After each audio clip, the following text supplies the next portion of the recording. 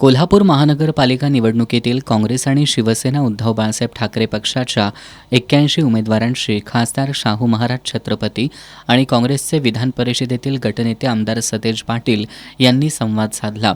यावेळी बोलताना खासदार शाहू महाराज छत्रपती यांनी गेल्या 2 महिन्यांपासून आमदार सतेज पाटील आणि काँग्रेस कमिटीतील सर्व पदाधिकाऱ्यांनी नियोजन करून योग्य उमेदवार उभे केले असून आता 4 उमेदवारांचा प्रभाग असल्यानं सर्वांनी समन्वय ठेवून काम केलं पाहिजे।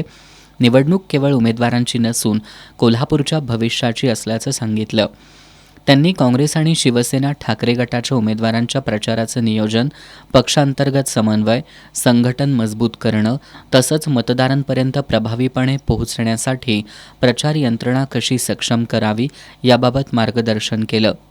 काँग्रेसचे नेते आमदार सतेज पाटील यांनी 8 वर्षांनी महानगरपालिकेची निवडणूक होत असून बहुसदस्यीय प्रभाग रचनेमुळे प्रभागांची व्याप्ती वाढली असून उमेदवारांनी थेट मतदारांपर्यंत पोहोचण्यासाठी प्रयत्न करावा असं आवाहन केलं। त्यांनी जनतेच्या प्रश्नांना प्राधान्य देत शहराचा सर्वांगीण विकास केंद्रस्थानी ठेवून योग्य नियोजन, काटेकोर प्रचार आणि परस्पर समन्वयाच्या जोरावर एकजुटीनं पुढे गेल्यास विजय निश्चित असल्याचं सांगितलं।